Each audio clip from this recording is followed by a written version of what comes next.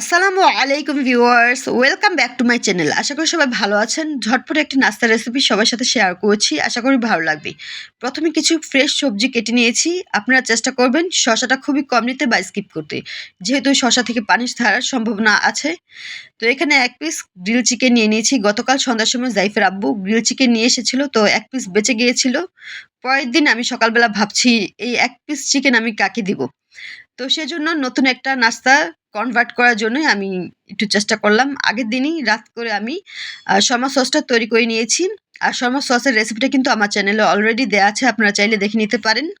যেহেতু সব সবজিগুলো ঘরেতেই ছিল, তো সেজন্যই বলতে পারেন যে খুবই সহজ হয়েছে এই রেসিপিটি তৈরি করার জন্য। সবসময় যে শর্মা তৈরি করার জন্য সেই পুরো ডিটেইলস একটা রেসিপি ফলো করতে হয় এমন কিন্তু না। মাঝে, মাঝে কিন্তু এরকম ফাঁকিবাজি করাই যায়। আর খেতেও খুব দুর্দান্ত একটা স্বাদ আসে। আমরা সকালবেলা খাওয়ার জন্য যে নরমাল রুটিটা নেই, সেটাই আমি তেল ছাড়া ভেজে নিয়েছি। তো সেটাতেই আমি শর্মাটা প্রিপেয়ার করে নিচ্ছি। পুরো মিক্সটা তৈরি করে নিলাম। আপনারা যদি রেগুলার যে চিকেন থাকে সেটা দিয়েও করে নিতে পারেন। এরকম গ্রিল চিকেন না থাকলেও কোনো সমস্যা হবে না। আপনার রেগুলার চিকেনটাকে একটু লবণ ও আদা রসুন দিয়ে একটু বয়েল করে নিতে পারেন। সামান্য কিছু মসলা দিলে সিজনিং করে নিলেই হবে, বা মসলা ছাড়াও কিন্তু খুব খারাপ লাগবে তেমন না। একটা বাটার পেপারের উপরে আমি রুটিটা বিছিয়ে নিয়েছি। রুটিটা একদম গরম, গরম থাকতেই কিন্তু সেই সবজিটা দিয়ে আমি রোল করে নিচ্ছি।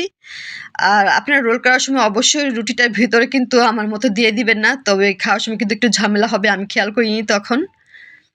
১ম রুটিটা রোল করার পর আমার মনে হলো আ রুটির ভিতরটা একটু ড্রাই ছিল। সেজন্য ২য় টাতে আমি আবার দেখাচ্ছি কিভাবে করছি। ১ম এ রুটিটার উপরে শর্মা সসটা দিয়ে স্প্রেড করে নিব। এরপর সেই সবজিটা দিয়ে রোল করে নিব। এতে কিন্তু খুবই জুসি একটা ভাব আসবে এবং খেতেও খুব বেশি মজা লাগবে। যেসব বাচ্চারা আ সবজি খেতে পছন্দ করে না, তাদেরকে কিন্তু অনায়াসে এটা দেয়া যায়। আর বিটরুটটা আমি এবার ১ম বারের মতোই ট্রাই করেছি। আমার কাছে তেমন কোনো খারাপ লাগেনি। আর এটা ভাজি করে খেতেও খুবই ভালো লাগে এবং কাঁচাও তেমন একটা বোঝা যায় না যে আমি ওরকম কাঁচা কোনো সবজি খাচ্ছি। তো খুবই এই সসটার সাথে মিক্স হওয়ার পর আলাদা, আলাদা কোনো সবজির ওরকম কোনো লাগছিল না। খুবই ভালো লাগছিল। সবাই ভালো থাকবেন। আল্লাহ